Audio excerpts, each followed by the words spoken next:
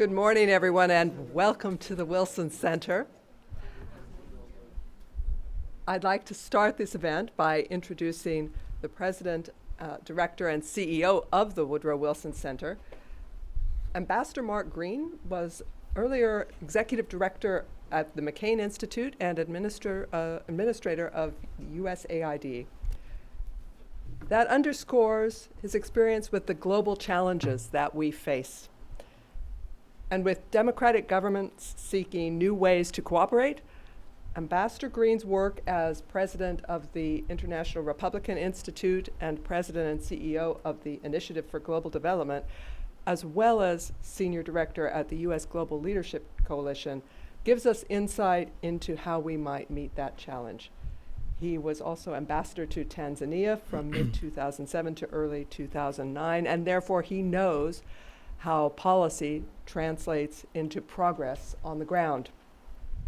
But best of all, for the Wilson Center, his background as a four-term member of the U.S. House of Representatives, representing Wisconsin's 8th District, is in itself an illustration of the idea behind the Wilson Center, a think tank created by Congress as a nonpartisan policy forum for tackling tough issues. Ambassador Green, you have the floor.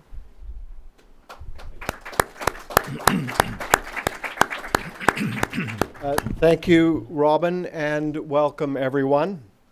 So, as you just heard from Robin, Congress established the Wilson Center some 5 decades ago with the mission, in their words, of strengthening the fruitful relation between the world of learning and the world of public affairs. Lofty words. What they really mean is that while many centers deal in data and information, Congress has directed us to go further into scholarship and learning. Our currency is knowledge, our focus is independent analysis, and our purpose is developing ideas and recommendations that decision makers can trust. And we are fiercely nonpartisan, all of which makes this a perfect place to host Alok Sharma. Climate change and climate extremes are really beginning to upend nearly every aspect of modern life and the international order, from disrupting food security and economic opportunity, to spurring conflicts over limited resources, to driving human displacement to record heights. Many of our foreign policy challenges have been made much more complex, and new ones are rapidly emerging. But these aren't merely shocks to our system. They represent a crossroads moment for our thinking and our policy making. And as we rush to deal with the immediate, the devastation left from hurricanes like Ian and floods like those in Pakistan, we have to look ahead and bring a clear-eyed analysis to broader trends and longer-term threats. And that's what we do here at the Wilson Center. Our Environmental Change and Security Program, or ECSP, has led the Center's efforts in bridging the gaps between climate policy and foreign policy. To meet the challenges of climate change, new waves of diplomacy will need to raise climate ambition, promote new, more dynamic methods of multilateral collaboration, and find new paths forward towards a cleaner energy future. As Lauren Reese, who directs and leads ECSP, like to say, climate change is not an issue. It is the context in which we're living. A coordinated response, one that harnesses new technologies and builds upon the commitments of each and every country, is the only way that we can shape our future. The United Nations Climate Change Conference is the primary avenue for current climate efforts and nation-to-nation diplomacy. Outcomes from its meetings are vital to moving the needle on addressing climate change, but even more so to bring together world leaders, government representatives, civil society, companies, and individuals around a united purpose, a united response to a global challenge. On the heels of his trip to Kenya and the Democratic Republic of Congo, and ahead of the upcoming COP27 in Sharm el-Sheikh, today we have the honor of listening to the Right Honorable Alok Sharma, President of the 26th UN Climate Change Conference, or COP26. If you would have asked me a few years ago what a COP was, I couldn't have told you, and now everyone knows the acronym and phrase. Sharma was appointed as the full-time president for COP26 on January 8th, 2021. Before his appointment, he served as Britain's Secretary of State for Business, Energy, and Industrial Strategy, and before that, Secretary of State for International Development. When he served in that last post, our paths crossed, at least briefly, and at least over the telephone. It's actually taken other jobs, climate disasters, progress on COVID, to allow us to be together in person. While serving as COP president, he also remains a British cabinet minister, which makes these very interesting times for him, both here and back home. In today's discussion, President Sharma will reflect on how climate change and responses to it are reshaping our world, and how leaders can collaborate more effectively to forge the path ahead for effective action. He will share details on the achievements and challenges of COP26, his experience leading the negotiations, and what he sees as next steps in the global effort for action. Before I turn things over to our guest, I would also very much like to thank the co-sponsor of this initiative, the British Embassy here in Washington, D.C. We are delighted to work with them. We welcome their support and look forward to working again early and often after today's discussion. Also, a special thank you to the 12 Wilson Center programs that are co-sponsoring today's event. I think another sign of how important all of this is to us at the Wilson Center. President Sharma, Alok, it's good to see you. Thank you for joining us, and I hand it over to you. Alok?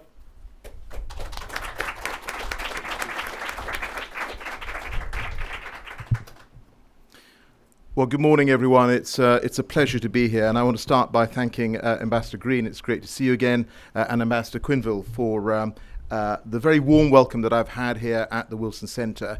Just want to reflect back to nearly a year ago when the world came together and we forged together the historic Glasgow Climate Pact. And I have to say this, that what we agreed in that pact went further than actually many people had imagined was possible. And thanks to the commitments made, both inside and indeed outside the negotiating rooms, by both the public and private sector, we left Glasgow with what I described at the time as a fragile win. The pulse of 1.5 degrees remained alive. And we did this against the backdrop of an increasingly fractious geopolitics. And we had nearly 200 countries come together, join forces in the face of a shared global challenge. Now, almost a year on, it's just 23 days to COP27, the end of the UK's COP presidency and the end of my time as COP president. And the transition to Egypt's presidency is coming at a profoundly challenging juncture in our current geopolitics. Vladimir Putin's brutal and illegal war in Ukraine has precipitated multiple global crises, from energy and food insecurity to inflationary and debt pressures around the world. And these crises are absolutely compounding existing climate vulnerabilities and, of course, then the scarring effects of a once-in-a-century pandemic. But as serious as these crises are, we must also recognize a seismic structural shift that is underway. Our global political economy, built on fossil fuels for the last century, is in a state of flux. Concurrently, leaders and their citizens around the world are dealing with spiraling climate impacts. Climate catastrophes are becoming more frequent, and sadly, they're becoming more ferocious. In recent months, as you know, an area the size of the United Kingdom has flooded in Pakistan, with death, disease, and displacement of millions of people following in the water's wake. And the reality is that these events are becoming increasingly connected. Extreme drought and heat, for example, amplify the drivers of migration, of supply chain fragility, and of significant disruption to major economic sectors, not least global grain production. And so I have to say this to you, that this is no longer something that happens to other people, somewhere far away. Right here in the US in recent weeks, Hurricane Ian has battered the East Coast. There are serious concerns about defending the eastern seaboard and the genuine possibility that entire cities will have to relocate away from the coast in our lifetimes. Earlier this summer, the Colorado River, which generates power for tens of millions of Americans and is the lifeblood for agriculture, was placed in an unprecedented state of emergency due to falling water levels. So the future that scientists and climate activists have long warned us about, and which has frankly been a reality for some of the most climate vulnerable countries for decades, is now a reality for many millions. It's a reality for us in this room. And as the science continues to tell us, unfortunately, the worst is yet to come. Catastrophe for many million more lives and livelihoods, costs soaring into the trillions, and entire sectors becoming stretched and uninsurable. There's a report, a study from the Australian Climate Council, which came out this June, that concluded that 1 in 25 Australian homes will become effectively uninsurable by 2030. 1 in 25. So friends, we are in a new world, and navigating this context is our defining challenge. And frankly, it is a challenge that we will rise to or fall short of in this decisive decade. And so today, from the vantage point of the ending of my time as COP President, I want to take stock of where we are. And I want to start by recognizing and indeed championing the fact that in some quarters, outstanding work is being done to cement the gains of the Glasgow Climate Pact and to take us further. We are now part of an irreversible direction of travel. Yes, there is still oil and gas and coal in use and production around the world, but around half a decade ago, we passed a tipping point when annual newly installed power from renewables surpassed that from coal across the OECD. And estimates suggest that by the middle of this decade, renewables capacity is expected to be up 60% on 2020 levels.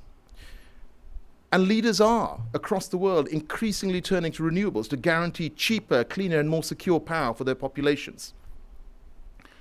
We have the Inflation Reduction Act here in the US. Countries like Australia are back on the front line of the fight against climate change. India has recently published a strengthened emissions reduction target, its 2030 nationally determined contribution. And as you heard, I was just in Kenya, whose remarkable geothermal potential is truly a vision of a cleaner future. Now, people in my country talk about nuclear or fossil as baseload, but geothermal is doing that job in countries like Kenya. And the plant I visited, Olkaria, was already producing 1 gigawatts of power. Kenya has the potential for 10 times as much geothermal power. And indeed, if you look at along that rift, there are many other countries that have potential as well. Now, businesses are also stepping up. They're reimagining ways of working on sustainability rather than plastics, pollution, and waste. Just last week, you will have seen this, the world's biggest reinsurer and underwriter to nearly a quarter of the global economy, Munich Re, turned its back on oil and gas. And civil society, represented in this room as well, is embracing the power of the collective to make clear that it simply will not accept anything less than a net zero future. Now, in all of this work, we are realizing the growth story of this century, a growth story that can deliver millions of green jobs in this decade and economic development benefits, a story in which collective action and rapidly increasing scale deliver vast benefits in terms of cost and innovation. I mean, just look at the extraordinary fall in the cost of renewables from which we are already benefiting. Solar costs down 80% since 2010. Wind power costs down by up to 3/4 since their peak just over 10 years ago. And all whilst we've experienced the largest ever annual increase in the price of wholesale gas. and have a look at the sort of innovations that could see parked cars feeding energy back into the grid, or the electric cable cars that I used to move around on my visit to Mexico City earlier this year. And it is a future of hope in which our cities become more livable and more breathable, our energy becomes cheaper and cleaner, and our ecosystems become more robust. But despite all of this, I do find myself reflecting on 3 years in this role, and all the speeches and all the interventions that I have given in literally every corner of the globe. And I'm reflecting on the conversations that I've had here in Washington over the past few days. And they bear a remarkable similarity to conversations I was having 3 years ago as a fresh-faced COP President designate. And I've been reflecting on the G20 Climate and Environment Ministerial meeting in Indonesia, which I attended earlier this summer, where some of the world's major emitters threatened to backslide on commitments that they had made previously in Glasgow and indeed in Paris. And this, all whilst the extreme weather events that I spoke about earlier continue to batter and devastate countries and continents across the world. And indeed, these extreme climate events are impacting communities in the very G20 countries which were pulling back on ambition in that climate ministers' meeting. So I have to say this very frankly to you, friends, that there does remain a big deficit in political will, in that can-do spirit which is so badly needed. And I'm left wondering what further evidence and what further motivation global leaders could possibly need to act. It is unfathomable to me that we are not doing everything in our power to respond to the inevitable structural changes that we're facing and to prevent climate catastrophe. And we should be under no illusions. We are not yet doing everything in our power. So we have to ask ourselves, why are we not going further? Why are we not going faster? Now, I do understand that leaders around the world have faced competing priorities this year. But you know, we can't tackle any of the crises that we face in isolation. And we can't allow cyclical crises, as painful as they are, to distract us from the net zero transition. Or as my friend Mark Carney has put it, we must not fall victim to the tragedy of the horizon. Now, that unfortunately happened amongst the global financial crisis of 2008, just a year after hundreds of IPCC contributors were awarded the Nobel Peace Prize, when frankly many decided that climate action could wait for the future. And so we lost critical momentum as a result. We must find the ability to focus on more than one thing at once. And I'm reminded that when I was the UK's Business and Energy Secretary, my team and I, we worked to support businesses through the darkest and most challenging moments of the pandemic. And at the same time, the UK's vaccine task force sat in my government department. And I chaired our ministerial investment panel, deciding which vaccines to back. And so working around the clock for months and supported by a team of outstanding civil servants, we delivered the UK's COVID vaccine portfolio. And it was at the same time, in that same year in my department, where we brought forward the UK's ambitious 2030 nationally determined contribution. So the point I'm making is that it is possible to take on multiple challenges and to succeed even in the most challenging times. And indeed, as many climate vulnerable countries have been recognizing for some time, we no longer have the luxury of choice. We have to try and do this simultaneously. But I have to say, we also have to ask ourselves some even more fundamental questions. So we're now approaching the 27th iteration of the United Nations Conference on Climate Change, the COPs, over a quarter of a century of work. I'm at the end of my own 3-year journey in this process, so I'm going to be frank.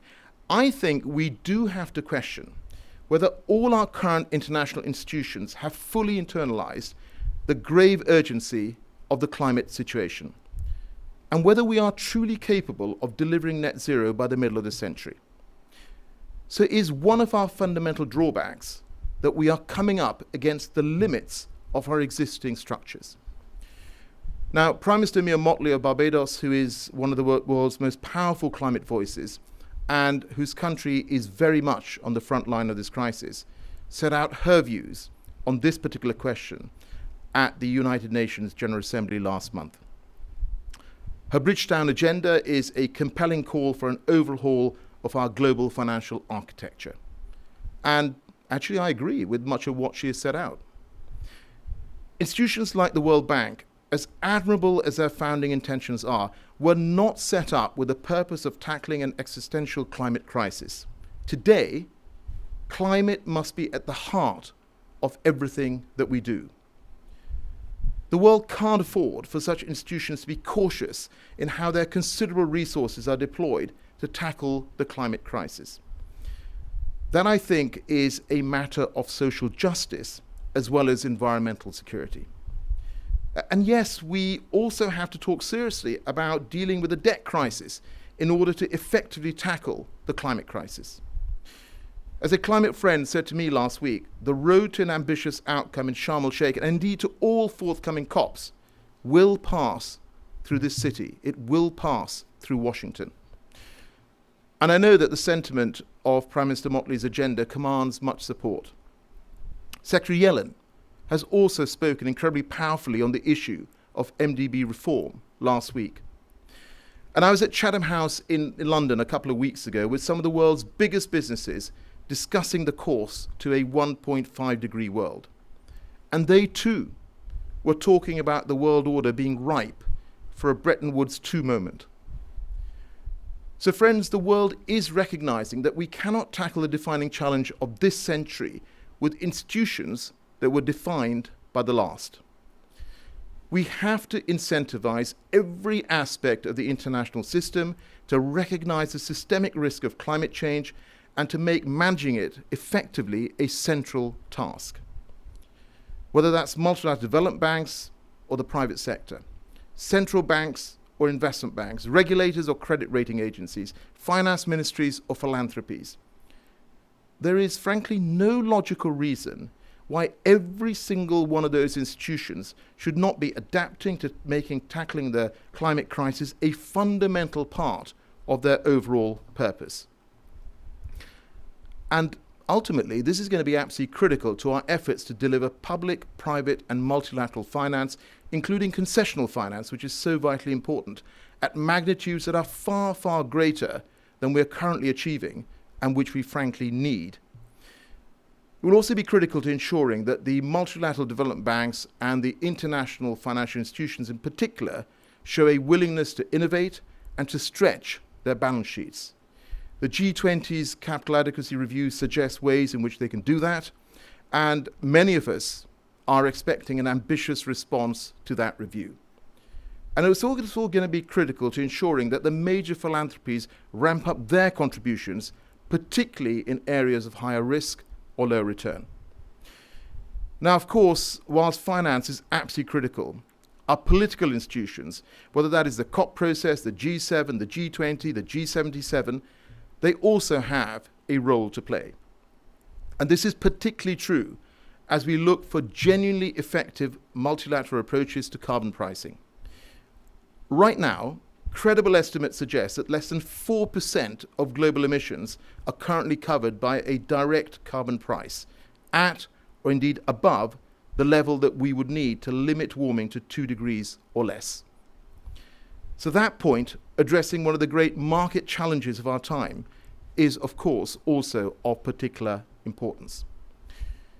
So friends, this program of work is the only way that we will fully deliver on the promises made in Glasgow and in Paris before that. And yes, absolutely, this is an overwhelming agenda of work, but it is commensurate with both the scale of the challenge and the scale of the environmental and economic opportunity. And as I reflect on the legacy of COP26 and the UK's presidency, I know that the world can rise to the challenge.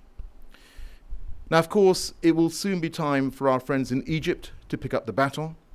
The COP, as you know, is a process, and I want COP27 to build on the success of COP26, just as COP26 built on COP25 and COP24 before that. And yes, there is much work to be done. At COP27, there will need to be serious conversations on mitigation. Yes, we have seen 24 new or enhanced nationally determined contributions this year, including from the UK. But that is not enough. All parties agreed in Glasgow to step forward on this issue by the end of this year. And as climate impacts spiral, loss and damage will, of course, again, be increasingly part of the conversation. A conversation that should go even further than our collective progress at COP26. And there should be a new agenda item to consider how best to improve the global response through funding and wider support aligned with the Glasgow dialogue. And countries must get access to the technical help they need through fully operationalizing the Santiago network. And we must also continue to set out precisely how the billions are going to be turned into the trillions to go into climate resilient infrastructure and to support a clean energy transition across the world. And so we will continue to press on with our just energy transition partnerships, the first of which for South Africa we launched at COP26. Now, each of those partnerships will take on a different country-specific shape, but they are, and they will remain, a key legacy of COP26. And so with this work ahead, I hope all parties come to Egypt with the same spirit of urgency, of collaboration, and indeed compromise that underpinned our success in Glasgow. I'll be there as the UK's negotiating minister, and I can tell you that we will certainly be stepping forward. So with that, friends, as we look ahead to COP27, and I look to the end of my COP presidency, I want to end on a hopeful note. The last 3 years have been a unique privilege. I've been inspired by the urgency and the ambition that I felt in rooms like this one around the world. And I'm certain that if we can align all of the work that I've seen and that I've talked about today and adapt the systems that underpin it, the 21st century will not just be the century we pull the world back from the precipice of climate catastrophe. It'll be the century that we unlocked a just and sustainable path to prosperity for billions of people around the world. Frankly, what greater motivation could we need? Thank you.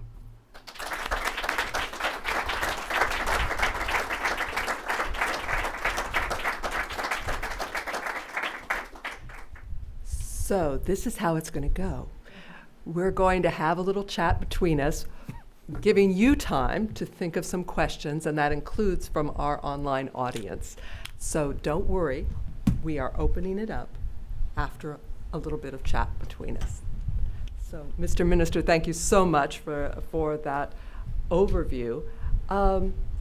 Let me start by building on something that you said about the events in 2008 and how they distracted perhaps from some further progress. The war in Ukraine and its ripple effects on energy security, on food security, critical mineral supply chains have brought new climate challenges. And we're seeing that these were maybe not foreseen in Glasgow. So as you look to COP27, can you give us your assessment of the likely impact of those events? Yes, I mean, as I said, the geopolitics has changed, unfortunately, for the worse because of Putin's illegal war in Ukraine. And you know, it is completely understandable that if you're a world leader, you want to deal, and you have to deal with the immediate challenges in front of you. You've got to keep the lights on. You've got to make sure that your economy continues to run, that you're creating jobs and growth. But we also know that this chronic threat of climate change has not gone away. I mean, frankly, it's got a lot worse. I mean, just look at this year. This year alone, I think I'm right in saying that here in the US, you have experienced the worst drought in 1,000 years. In Europe, we've experienced the worst drought in 500 years. In China, they have experienced the worst drought ever. In fact, you know, large parts of the Yangtze River have been drying up. And as I talked about what's been happening in Pakistan. So, I mean, climate change is not something that recognizes borders. And so we have to act. Now, as I said, you know, we made all all these companies made sort of bold commitments at COP26. Some have been delivered, but frankly, we haven't gone fast enough. So what I'm hoping is going to happen as we go into COP27, and as we ask the world leaders who made these bold commitments, where are you with delivery? I hope we will see further implementation coming through, and that is absolutely vital. If we don't have implementation coming through on what we agreed in Glasgow, I'm afraid we will lose 1.5 degrees, and that would actually be an absolute tragedy for very many millions around the world. One of the issues, energy security, is really rocking Europe and actually throughout the world now. And many of the commitments that were made at COP26 were actually not based on this kind of an energy security format. Do you foresee a slowdown in progress? I know you're urging them to push ahead. Well, I think it's sort of quite interesting what is happening in terms of energy usage and where countries are getting their energy from. So in the objective of weaning themselves off Russian hydrocarbons, you are seeing countries which are doing more coal, they're doing more fossil to meet their immediate energy needs. As I said, this is about keeping the lights on, keeping businesses running.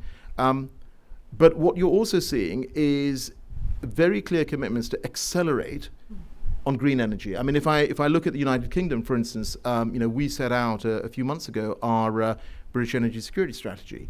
And when I was our energy secretary, we wanted to sort of go big on offshore wind. We wanted to go big on hydrogen, nuclear. If you look at the latest iteration, it is about going even further and faster. And the plan is that we will be 100% clean energy in our power system by 2035. And you're seeing these moves come across with other countries as well. So I think one of the things we will see is whilst countries use more fossil to meet their immediate needs, I think you will see a faster acceleration to clean energy than we would have had otherwise. Because I think very many countries, if they didn't understand it before, have now clearly understood that climate and environmental security are absolutely interlinked with energy security and also actually national security. People don't want to be reliant on fossil fuels, particularly those controlled by hostile actors. So that's a never waste a crisis moment. Yeah, okay.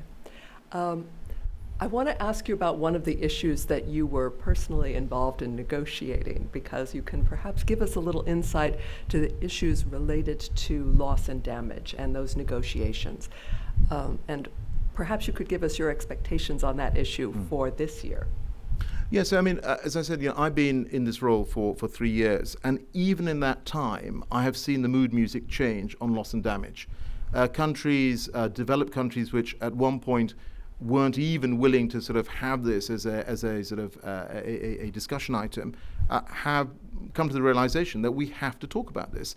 And that's why in Glasgow we managed to agree the Glasgow dialogue, so we try and move the discussion forward on this.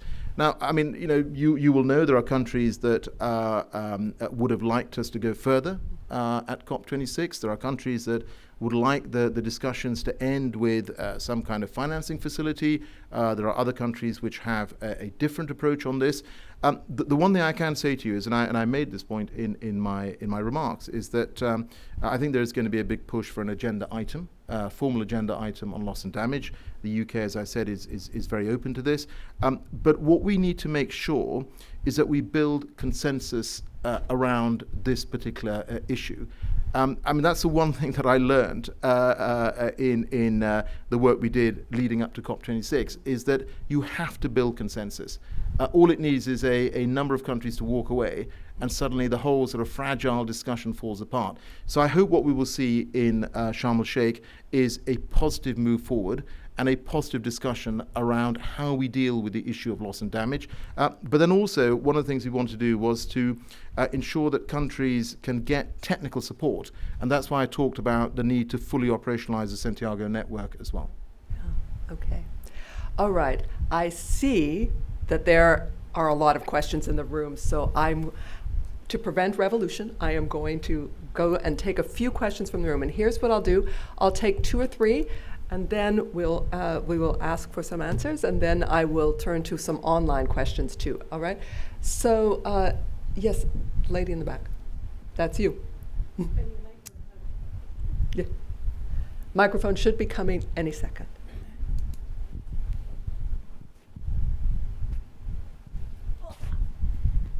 Hi, thanks so much. Lisa Friedman from the New York Times. Thanks for doing this today. I was wondering if you could touch on the suspension of climate talks and other discussions between the U.S. and China. How is that sort of playing out in the rooms that you've been in recently in pre-COP meetings? And what is to your mind, what is at stake if the two largest emitters continue to be locked in this climate Cold War? Yeah, so Lisa, thank you for that. Look, I think it's really vitally important that we continue the dialogue and the discussion. As you said, the US and China are two of the biggest emitters. And you've heard what Secretary Kerry has said on this issue about the need for dialogue. I think that there is a wider issue here, which is that the reason that we managed to get agreement in Glasgow, and you all have seen this who were there, that the last few hours were pretty tricky, but the reason we managed to get agreement is because every country understood that it was in their collective self-interest to make this work. Now, I made reference to the G20 meeting that I was at in Indonesia, and frankly, it was pretty unedifying. We literally had some of the biggest emitters trying to row back on commitments they'd made in Glasgow, commitments they'd made in Paris, questioning the science. And I just don't think that is where we can be at this moment in time. And that's why I made the point at the UN General Assembly meetings that I had, that the baseline of our ambition has to be what we agreed in Glasgow and what we agreed in Paris as well. If we can't stick to that, then actually we're in a very difficult place. Okay, I've got a lot of questions, so I'm going to take two or three. Yes, here. Yeah. Nope, that's you. Thank you very much. This has been incredibly illuminating. Pradnya Haldipur, Institute for Sustainable Communities. I'd be very interested to hear your thoughts. You talked about the hundreds of millions that could be supported through climate resilient solutions and those same hundreds of millions at the precipice. But I would love to hear your thoughts as you've been inside some of these rooms, whether there has been any serious discussion about the disinvested among those hundreds of millions, the communities that for other reasons, economic, racial, already are at greater risk. And climate is yet another factor in the challenges they have to good quality of life. Thank you. And here. Yes, here. Thanks. Seth Bornstein, the Associated Press. A two-part question, if you don't mind. First, when you look at loss and damage and the need for money coming from developed countries, how do you see that working when countries such as yours are in deeper trouble now than a year ago? And speaking of that, can you comment on today's shakeup, and can the Prime Minister survive? Should the Prime Minister stay in power after this, and can she survive? Thank you. I'm going to take one more question from the room. Let me come over here. Don't worry, I know that there's others, but I'll try to get to you in another round, okay? So right here, yeah. Shahzad Habib, I Care Foundation, Pakistan's first donor advice fund. Excellent comments today. You spoke about Pakistan being one of the victims of climate change. However, the response from the global community has been quite weak or not compared to the catastrophe taking place. Any thoughts or comments from the UN perspective that could help Pakistan would be appreciated from your perspective. All right. We'll give him a chance to answer these. Mm-hmm. Great. Well, thank you for those questions. So I think first, there are effectively two questions here on money. And there are, across the world, very many communities which are being impacted by the changing climate. They are, and actually, the climate change is compounding the problems that they already face. The first thing I would say is that I've certainly been very conscious that a lot of the discussion that we have on finance centers around, the $100 billion a year that should have been delivered by 2020. You will know that we did a report last year, which was actually put together by the German and Canadian governments. There'll be an update of that report before COP27. But the conclusion was that we will reach the 100 billion by 2023. And over a sort of 5-year period, we expect over 500 billion to come through. But actually, if you look at the scale of the challenge, yes, 100 billion is a significant amount of money, but the scale of the challenge literally goes into trillions of dollars. And that's why it is so important that we get the private sector investing as well. And these just energy transition partnerships that I've talked about, we obviously launched the one for South Africa. There's been work going on that this year, and I hope we'll be able to announce more progress shortly on that. But we've also been working on just energy transition partnerships with Indonesia, with Vietnam, with India, with Senegal. And that is about making sure that we have public money coming from the G7, from the MDBs, from other developed countries, which then pump primes private money to come in at the same time. And that, for me, will be the success of these JETPs, not just the initial start and the public money, but actually how do they corral in the significant amounts of sort of billions of dollars that are needed in these economies for clean energy transitions. And part of the work here is also about ensuring that we are supporting countries to adjust their regulatory regimes to make sure that they have revenue mechanisms in place to allow the private sector to invest, to repatriate profits as well. All of that is part of this work. So yes, the public money and the MDB money is absolutely vital. And by the way, when it comes to the multilateral development banks, I think some of the instruments that they have need to be looked at. I mean, I would love to see more focused on first loss products as well from the MDBs to allow the private sector to invest. So I think this is a case of doing whatever we can to increase the size of the wall of finance that goes in. On the issue of the response on Pakistan, I think what you're saying is correct. The response hasn't been as strong as, frankly, it should have been. I know the UK. I met with the Pakistani climate change minister at the UN General Assembly, and frankly, I can't really begin to imagine, how difficult it is to cope when a third of your country is underwater.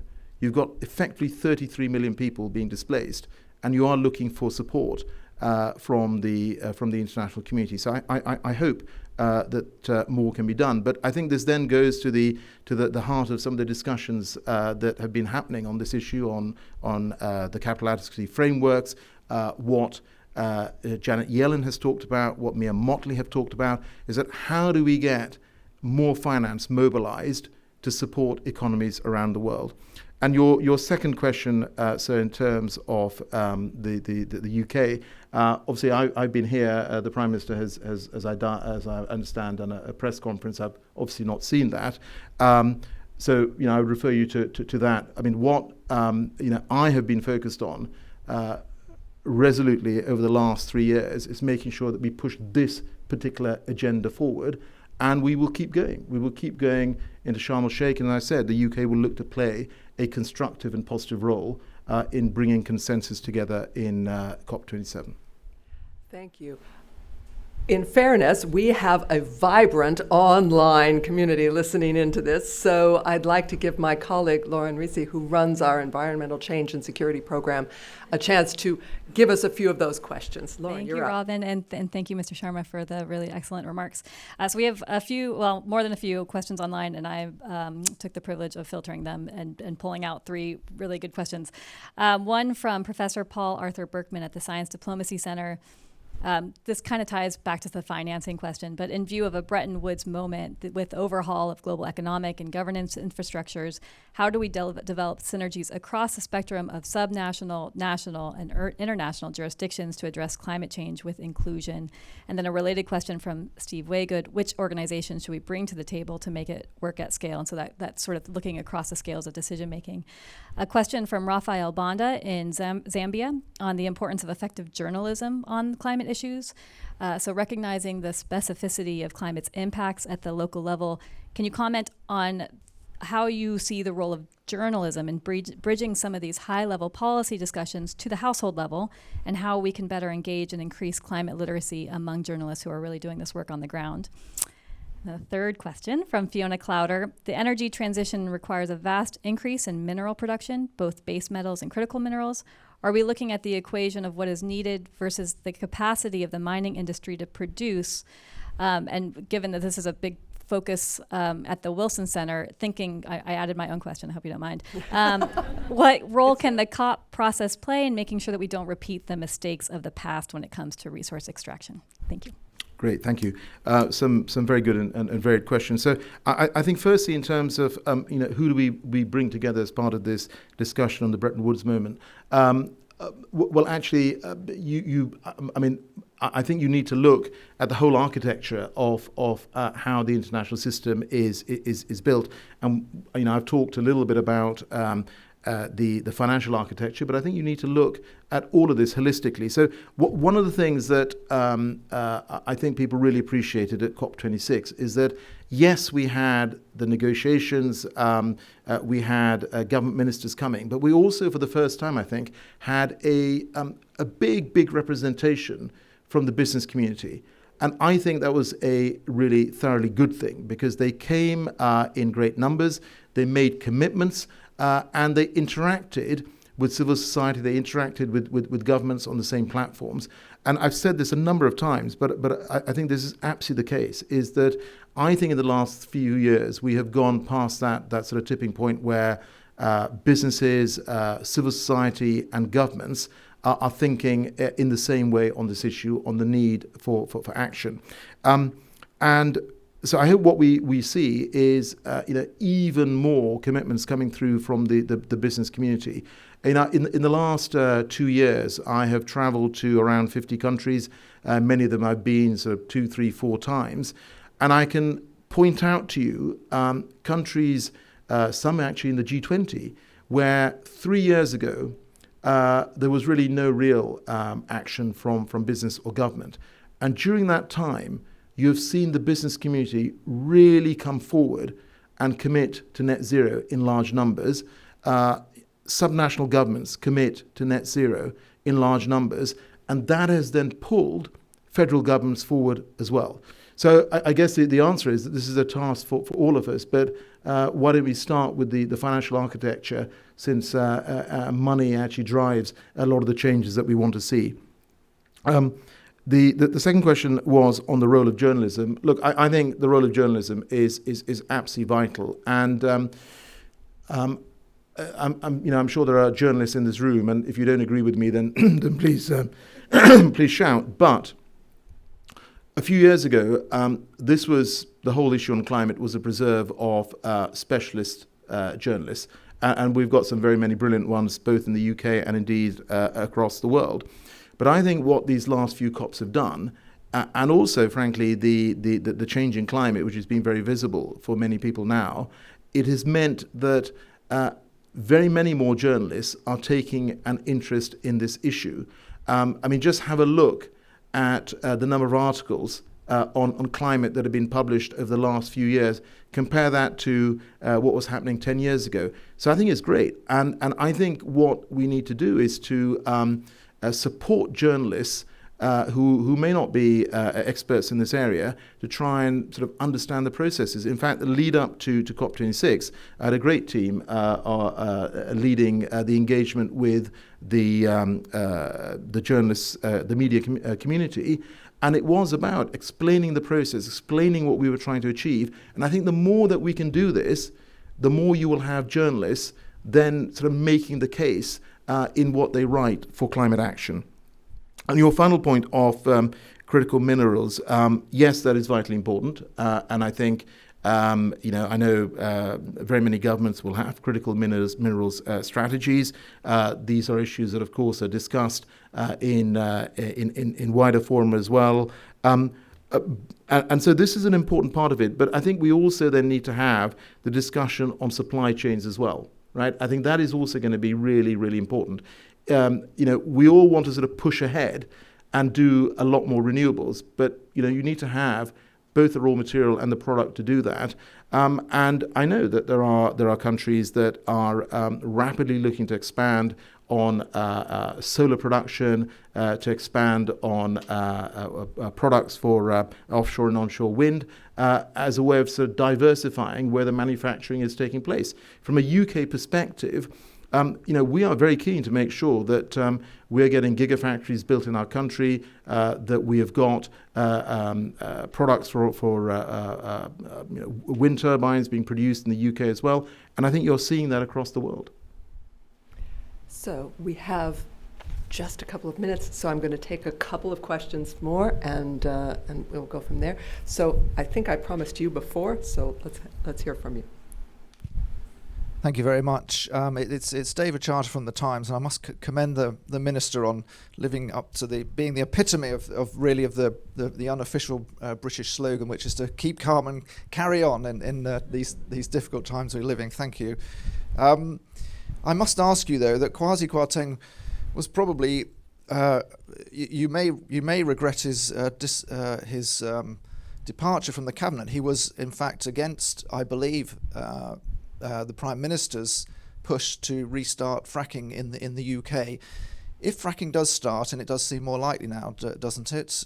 Won't that disrupt our net zero target? And can you assure us that Britain has the money and the commitment to meet the 2050 target? Thank you. I'm going to take one more question, and over here. Yes.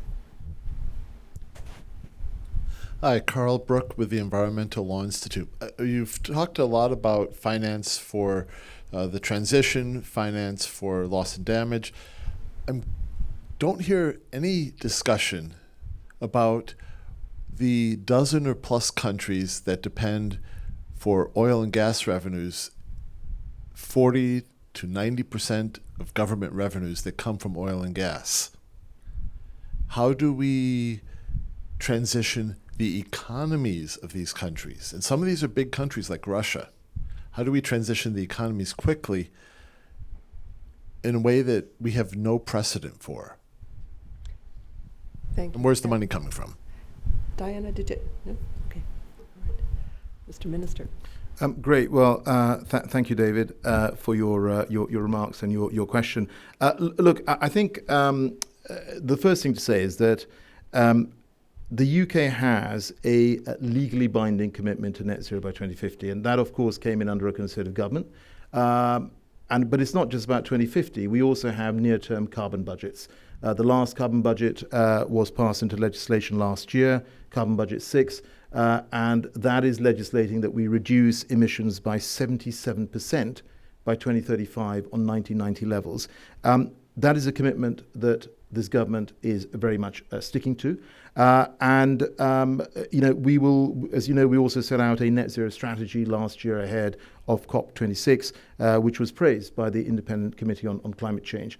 On your specific issue of fracking, of course, the reason that this was paused back in 2019 was around sort of safety issues. And of course, we need to ensure that doing this is obviously safe.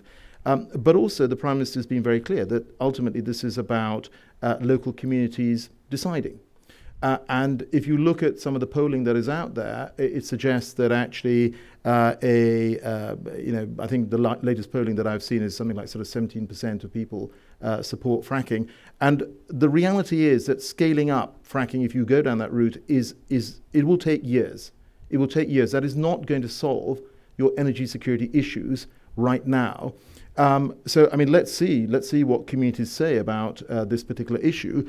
But I think what is absolutely the right thing to do in terms of meeting our immediate needs is obviously to push forward on renewables, to push forward on new technologies on hydrogen, and of course, as you know, nuclear as well is a big commitment from the government. And I would just take you back to what our overall commitment is in terms of our sort of power sector. We've said that we will be having by 2030 95% of our energy coming from clean energy sources, and 100% by 2035. That is a very clear commitment that's been made in the energy security strategy. The point about finance and how do you do this transition? I mean, it is going to be a transition across different economies. The reality is we all start from a different energy mix, and that is understood. And frankly, that's what I've acknowledged over the last few years when I've talked to individual governments. But I will also sort of point out to you that when we took on this role of organizing COP26, less than 30% of the global economy had a net zero target. We're now at over 90%. And that includes many of the economies that are effectively based on hydrocarbons. And if you go to some of these economies in the Middle East, yes, hydrocarbons continues to be a big part of their economy, but you're also seeing an expansion on renewables. You are seeing them setting out strategies for green transition. So I think that does give me some hope about the future. There is an understanding in many of these economies that you're going to have to move and that you're going to have to shift. Thank you. As we look ahead to COP27, I think you've given us a terrific framework for being able to look at the progress that has been made between the time that you took on the presidency of the COP and then the handover, and for what will be achieved at that meeting. So I thank you very much for that. Thank you for joining us here at the Wilson Center. And thank you also to our audience, both in the room and online, for the terrific questions that you have posed to the minister and to all of us as we look ahead to the next COP. Thank you so very much indeed.